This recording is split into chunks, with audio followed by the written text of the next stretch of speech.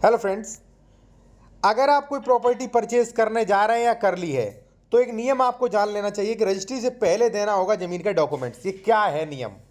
देखिए साथियों, आपको ये नियम कोई भी नहीं बताता। जो आपके रजिस्ट्री लिखते हैं एडवोकेट, वो आपको खुद जानबूझकर नियम नहीं बताते, क्योंकि अगर आप जानकार हो जाएंगे तो आप नई नई कमियां निकालेंगे। यार रजिस्ट्री नहीं हुई तो उनका पैसा जो है, उन्हें पैसा नहीं मिलेगा। एक्चुअली नियम ये है कि प्रॉपर्टी ट्रांसफर एक्ट सेक्शन 6 ये कहता है कि भाई जब आप कोई प्रॉपर्टी परचेज कर रहे हैं तो उसके डॉक्यूमेंट्स वेरिफिकेशन करना, यानी कि जांच पड़ताल करना, उसके बारे में समस्त जानकारी जुटाना आपका काम है।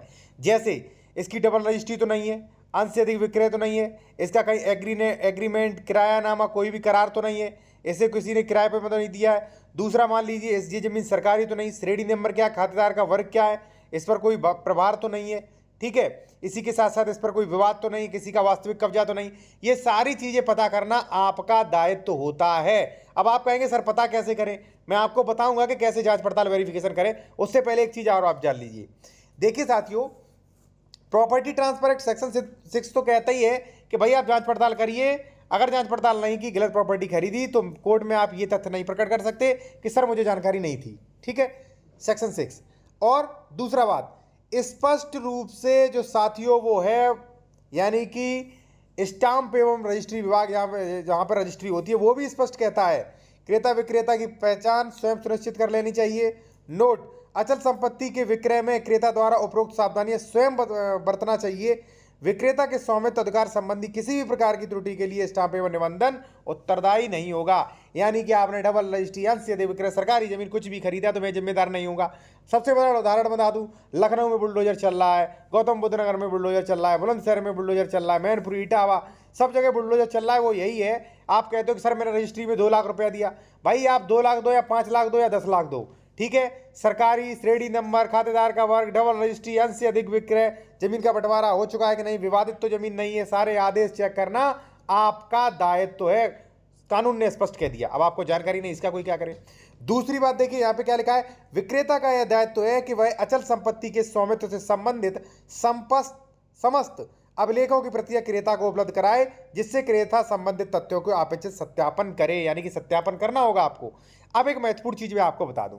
देखिए साथियों, अगर आप कोई बेहतर कानूनी सलाह लेना चाहते हैं तो कॉन्टैक्ट नंबर हमारा वीडियो के डिस्क्रिप्शन में मिल जाएगा। यदि आप उत्तर प्रदेश में प्रॉपर्टी परचेज कर रहे हैं, ठीक है, और आपको डॉक्यूमेंट चेक करवाना है, जैसे यानी कि इसकी खतौनी सही है कि नहीं, म्यूटेशन, या मान लीजिए इसका सेक्शन 143, सेक्शन 80, जमीन सरकारी तो नहीं, श्रेणी नंबर, खातेदार का वर्ग, बंटवारा, मंजूमला नंबर तो नहीं, अंश से अधिक विक्रय तो नहीं, डबल रजिस्ट्री तो नहीं है। ये चीज़ें आप बेसिकली चेक करवा सकते हैं मेरे द्वारा। कॉन्टैक्ट नंबर हमारा वीडियो के डिस्क्रिप्शन में मिल जाएगा। अगर आपके पास डॉक्यूमेंट्स भी नहीं है तो कोई बहुत ज़्यादा जरूरी नहीं, आपके पास प्रॉपर्टी का डिस्क्रिप्शन होना चाहिए, ठीक है। अब आते हैं अपने टॉपिक पर, ठीक है, कि भाई आप वेरिफिकेशन क्या क्या करें। देखिए साथियों, सबसे पहले तो क्या करें, सबसे पहले तो आप रजिस्ट्री चेक करें, ठीक है ना। रजिस्ट्री आपको चेक करना चाहिए। अब आपका क्वेश्चन होगा, सर जिससे हम जमीन खरीद रहे हैं वो डॉक्यूमेंट्स दे नहीं रहा, कोई दिक्कत नहीं। क्यों? क्योंकि आजकल सारी ऑनलाइन है।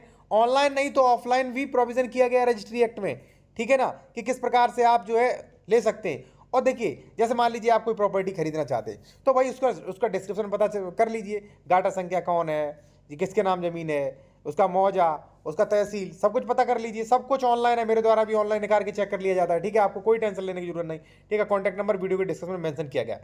अब आपको चेक क्या क्या करना है वो मैं आपको बता दूं। देखिए साथियों, तमाम सारे फ्रॉड हो रहे हैं।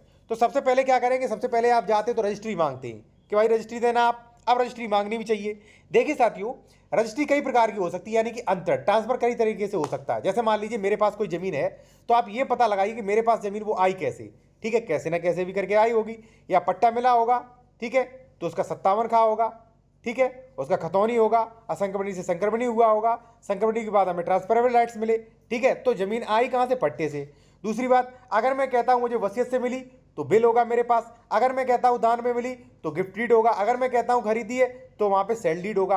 भाई कैसे प्रॉपर्टी आई सब कुछ होगा। अब मैंने सेल डीड दिया तो आप ये पता करिए कि भाई ये सेल डीड सही है कि नहीं।